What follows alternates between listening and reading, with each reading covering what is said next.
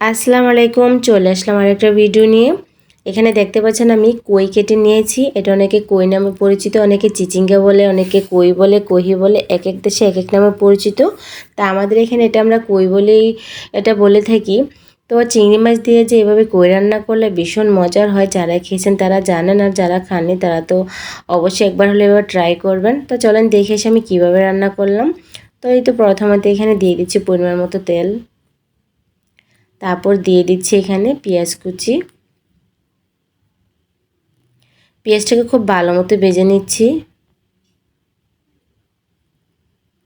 ভাজা হয়ে আসলে এখানে দিয়ে দিচ্ছি আমি পরিমাণ মতো রসুন বাটা,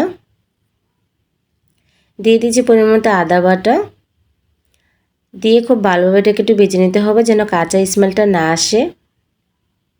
তারপর দিয়ে দিচ্ছি পরিমাণ মতো হলুদের গুঁড়ো, মরিচের গুঁড়ো, ধনিয়ার গুঁড়ো, স্বাদ মতো লবণ, দিয়ে দিচ্ছি কিছুটা কাঁচামরিচ, সামান্য একটু পানি দিয়ে খুব ভালোভাবে মশলাগুলোকে একটু কষিয়ে নিতে হবে। তারপর এই তো এখানে দিয়ে দিচ্ছি আমি চিংড়ি মাছগুলোকে ছোটো ছোটো চিংড়ি মাছ আমি এগুলোকে পরিষ্কার করে কেটে ধুয়ে রেখে দিয়েছিলাম, তো ওগুলো এখন দিয়ে দিচ্ছি। চিংড়ি মাছটা দিয়ে আবার খুব ভালোভাবে নাড়াচাড়া দিয়ে মশলাগুলোর সাথে কষিয়ে নিতে হবে।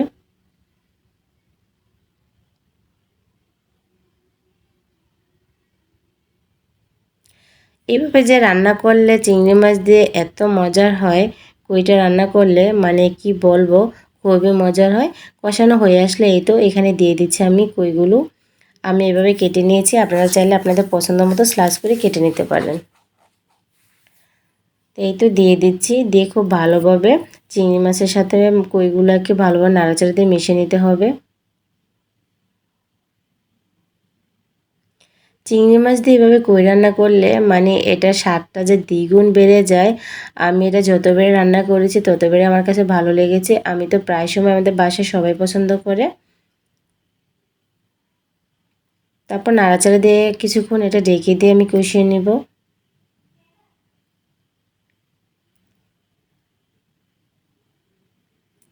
এই তো কষানো হয়ে গিয়েছে, দেখতে পাচ্ছেন এখান থেকে অনেক পানি উঠে আসছে কই থেকে।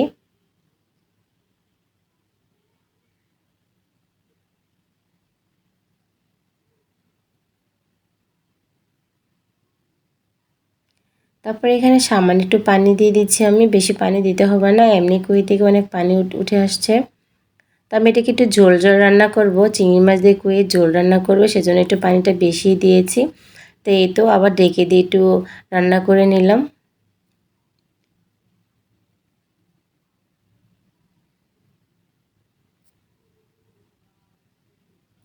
এই তো ফাইনালি হয়ে আসছে। এখন আমি পরিমাণ মতো এখানে ধনেপাতা দিয়ে দিচ্ছি। ধনেপাতাটা কিন্তু আমি সবসময় বলে থাকি আমি একটু বেশি দিয়ে থাকি। তো এই তো আমার রান্নাটা কেমন হলো অবশ্যই কমেন্ট করে জানাবেন, আর এইভাবে আপনারা অবশ্যই ট্রাই করে দেখবেন, খেতে কিন্তু দুর্দান্ত লাগে। চিংড়ি মাছ দিয়ে কইয়ের ঝোল। তো ঝোল পছন্দ করে একটু পানিটা বেশি দিতে হবে, আর যদি না হয় তাহলে অল্প পানি দিয়ে শুষিয়ে নিতে হবে। তো অবশ্যই কিন্তু এভাবে ট্রাই করবেন, একবার হলো ট্রাই করবেন। তা আল্লাহ হাফেজ।